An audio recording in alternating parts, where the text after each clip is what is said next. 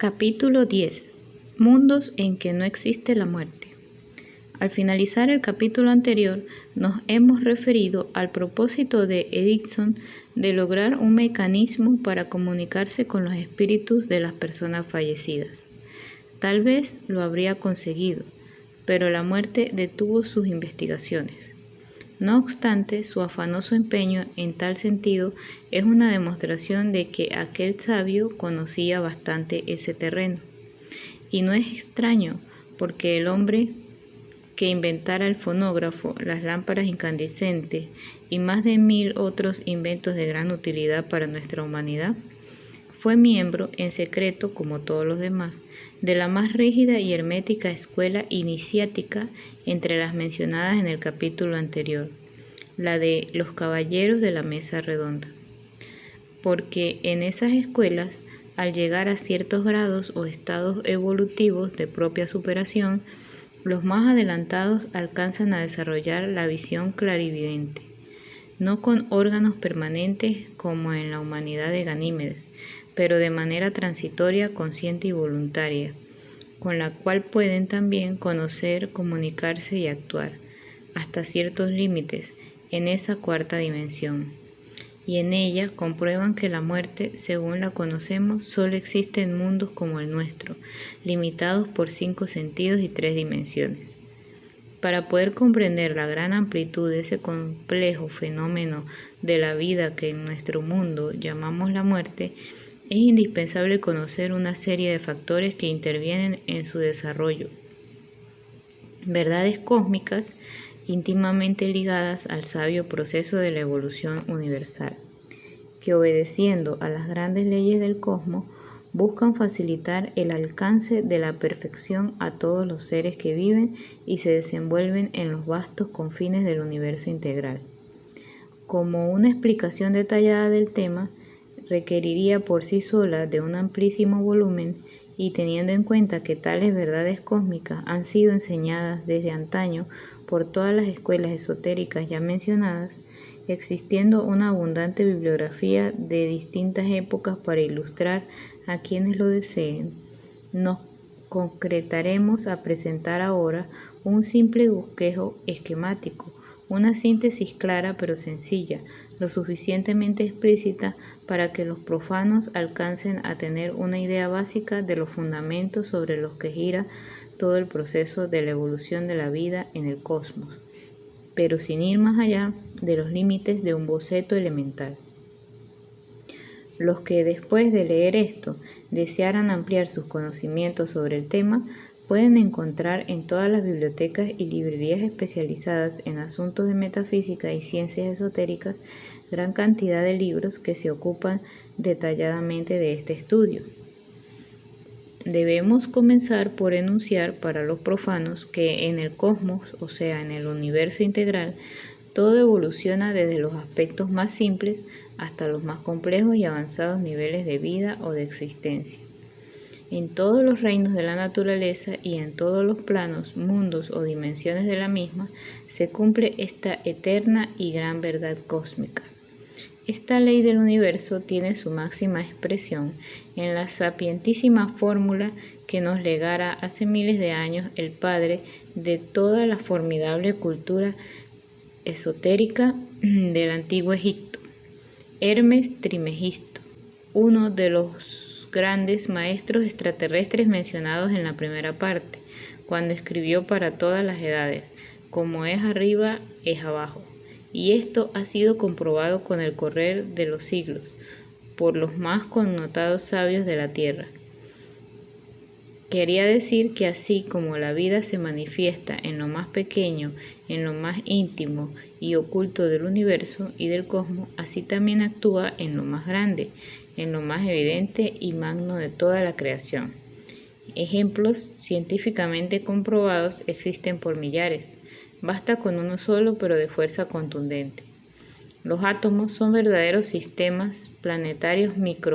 microscópicos en donde las fuerzas y energías cósmicas y universales actúan de la misma manera que en esos otros átomos gigantescos, los magnos sistemas estelares o familias de los espacios infinitos. Y otra de esas grandes verdades eternas es que nada se destruye totalmente. La materia y la energía pueden manifestarse en las más variadas formas y en las múltiples formas que mueven los más variados mundos y a todos los seres que ellos evolucionan. Nuestra ciencia igualmente ha comprobado esta otra ley universal. La materia y la energía pueden transformarse hasta lo infinito, manifestarse en los niveles más distantes de la vida,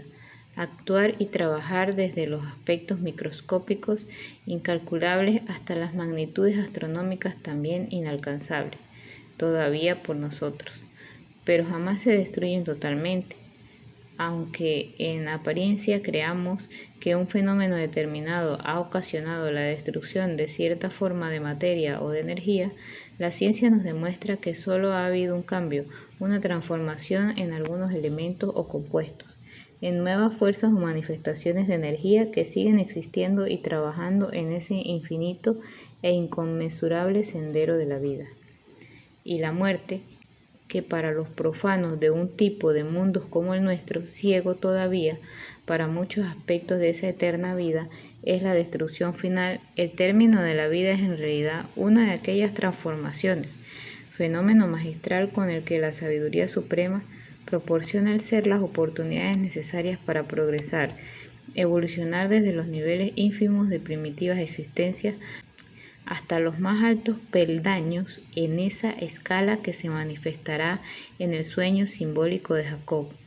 como alegoría del eterno camino de la evolución, sendero de la vida, en que todos los seres van avanzando desde los estados más ínfimos hasta las supremas cumbres luminosas de la sabiduría, del poder y del amor.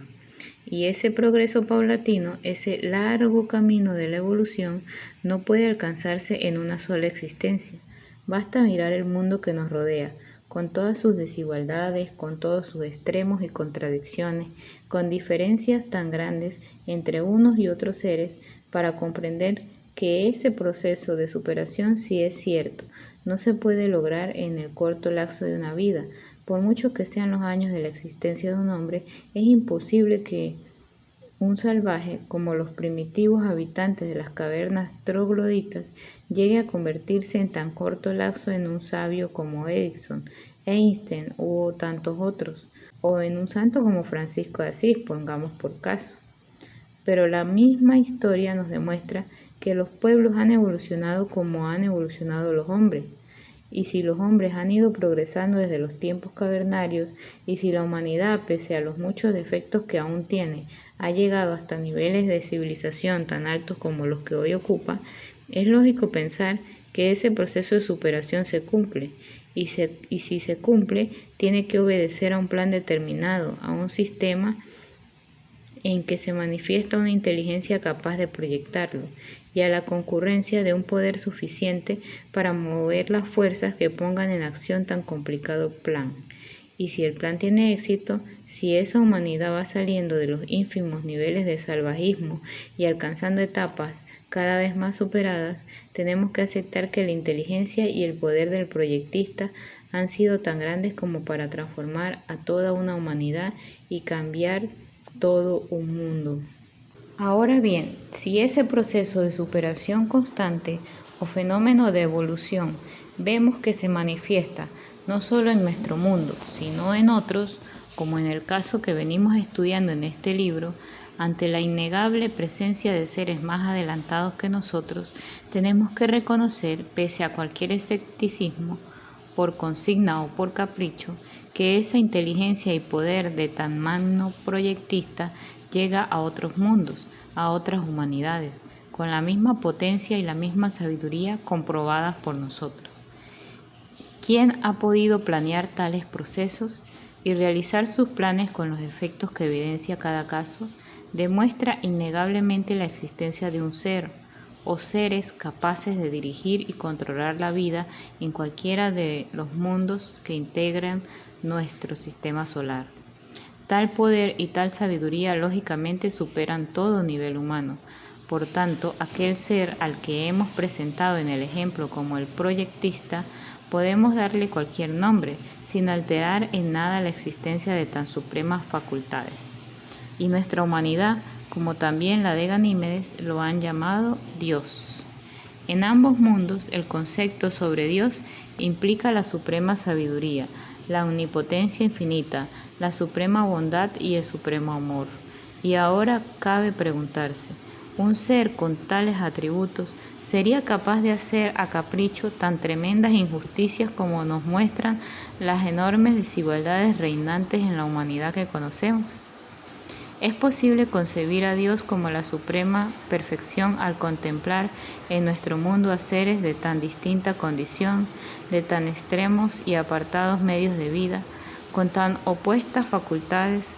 perpetuos mendigos y afortunados millonarios, ignorantes y analfabetos frente a sabios de todo tipo, criminales empedernidos y hombres o mujeres cuya bondad y altruismo alcanza la santidad, tiranos poderosos y humildes siervos oprimidos? Toda esa polifacética expresión de nuestra humanidad, con sus vicios y virtudes arrastrándose en el camino de la vida. Este doloroso panorama ha hecho dudar a muchos de la existencia de Dios. Muchos ateísmos se han basado precisamente en el elevado anhelo de una mayor justicia, de una mejor nivelación, y al no lograr la explicación razonable, cayeron en el rechazo de todo concepto de la supremacía divina y de la negación absoluta de esos mundos superiores predicados por las religiones.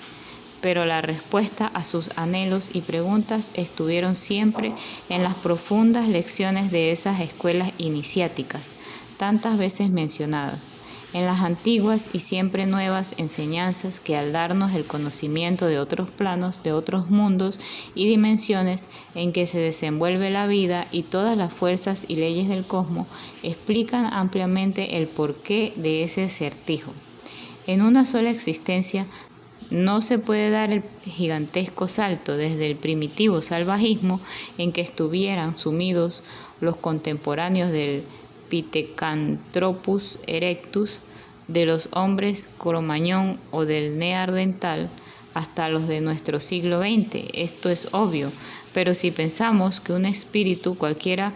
puede disponer de tiempo de los siglos indispensables para el lento desarrollo de toda la conformación fisiológica y psíquica que vaya transformando poco a poco todo el conjunto para poder adquirir los conocimientos que han de convertirse luego en facultades, desde las más simples y groseras formas de pensamiento, de asimilación de experiencias y de transmutación de efectos progresivos, hasta los niveles de nuestra humanidad contemporánea, llegaremos a aceptar que ese proceso, aunque sea milenario, sí puede ser un verdadero camino de superación, comparable, dentro de la máxima hermética, al proceso cultural que sigue cualquier hombre en el corto lapso de una sola existencia para llegar a capacitarse en determinada actividad, empleo o profesión, con miras a un mejor nivel o estándar de vida. Esto significa la necesidad de aprender, cambiar la ignorancia por el saber, por la adquisición de todos los conocimientos requeridos, por la meta ambicionada.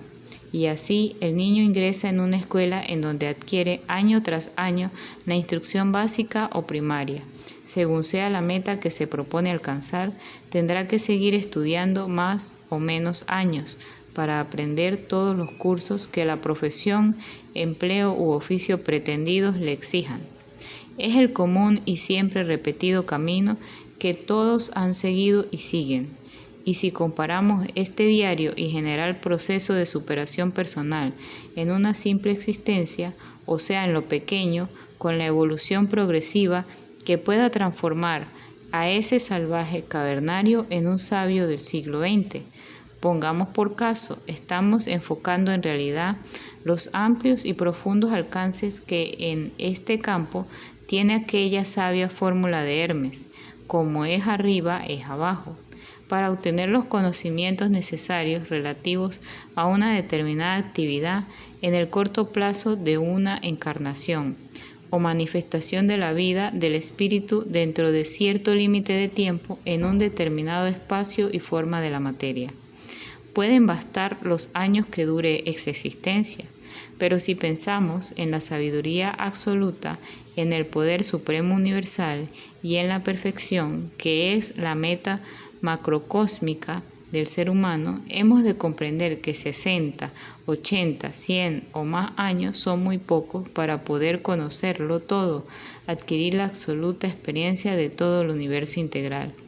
Los más sabios, entre todos los sabios de la tierra, conocen muy bien cuánto les falta aún por aprender, con solo referirnos a los límites de nuestro sistema solar. Si recordamos que nuestro sistema planetario es nada más que uno de los muchos millones de sistemas que forman el conjunto de astros de una sola galaxia, nuestra Vía Láctea, y que igual sucede en las miles de galaxias y nebulosas ya conocidas por la astronomía, tenemos que rendirnos ante la evidencia de que por mucho que se haya avanzado y se avance en la ciencia de este mundo, siempre hay y habrá un más allá, porque solo somos como una pequeña gota de agua en ese océano inconmensurable de la vida, que es el cosmos. Y para llegar por lo menos a conocer todo lo referente a nuestro pequeño sistema planetario, ¿cuánto nos falta por aprender todavía? Pese a los milenios con que cuenta nuestra civilización, ¿cuántos millones y millones de años necesitaremos si pretendemos extender nuestra sabiduría hasta los insondables límites de nuestra Vía Láctea o de las demás galaxias cuya presencia nos muestran los más modernos telescopios electrónicos? Pero la existencia de ese otro mundo habitado, la sabiduría alcanzada por los hombres de Ganímedes y sus periódicas visitas a la Tierra, vienen hoy a demostrar muchas de las grandes verdades cósmicas que desde antaño se enseñara en el seno de aquellas fraternidades ocultas, de esas escuelas esotéricas a que nos hemos referido. Y una de las más comunes lecciones, la que podríamos llamar piedra fundamental de toda esa enseñanza, es la ley cósmica de la evolución progresiva de todos los seres y de todos los mundos, planos y dimensiones, en un eterno proceso hacia la perfección absoluta. Y como esto no lo puede lograr nadie en una sola existencia, llegamos al punto de explicar también cómo se desarrolla el proceso dentro de los planes cósmicos o divinos, para dar a todos sin excepción las oportunidades que requiera el largo peregrinaje a través de todo el universo, hasta conquistar las cumbres gloriosas de la luz, de la verdad y de la vida. El desarrollo de tal proceso nos enfrenta con otra de las grandes verdades cósmicas, la de la pluralidad de existencia o la ley de reencarnación. Para comprenderla, vamos a usar de nuevo el ejemplo de los estudiantes comunes de los centros de instrucción repartidos en todo nuestro mundo. Según sea la meta que se propone un estudiante, así ha de ser el tiempo que le demande el aprendizaje de los cursos requeridos y la práctica o experiencia que los capaciten eficientemente en la actividad escogida. Esos cursos y esa experiencia que le han de tomar determinado tiempo, más o menos años, según sea la importancia de los conocimientos necesarios y su aplicación al trabajo propuesto, cada año de estudios, en este símil de la vida diaria, podemos compararlo en la escala cósmica y en la proporción que la fórmula de Hermes nos indica a una encarnación en determinado mundo, vale decir, al curso de una existencia en determinadas condiciones de vida para adquirir los conocimientos necesarios o experiencia acerca de esa forma de vida, de ese tipo de mundo o ambiente dentro de los límites calculados por el volumen y calidad de las lecciones que se deba aprender. Todo ello enmarcado entre las medidas de tiempo, espacio, materia y energía que constituyan el programa de estudio, comparable al volumen de cursos que lleva en determinada clase y tiempo el estudiante de la vida diaria. Así como éste, si atiende sus lecciones y trabaja con esmero, logra aprobar sus cursos y puede pasar el próximo año a una clase superior. O si es flojo, despreocupado y no estudia, será aplazado tantas veces cuantas falle en el debido aprovechamiento. De igual modo, en esa gran escuela de la vida que es el cosmos, todos los espíritus tienen que afanarse por aprender, avanzar y superarse, en procura de niveles cada vez mayores en todas las actividades, en todos los campos del saber y del actuar con eficiencia. Como el estudiante del ejemplo, si aprovechan bien su tiempo, ellos les representará un progreso cada vez más sólido, más elevado, más noble y más poderoso, a medida que vayan subiendo los peldaños de la simbólica escala de Jacob. Si cumplen a la perfección un programa de estudios, valga la expresión, pueden pasar a otro programa superior, como el alumno que aprobó sus exámenes. Pero si ha fallado en algunos puntos o en todos, tendrá que repetir tantas veces como sea necesario, porque en esa escuela de la vida que es el cosmos no se puede engañar ni escudarse en padrinos o en varas complacientes. Cada uno es el único responsable de su triunfo o de su fracaso. Fin de la primera parte del capítulo 10.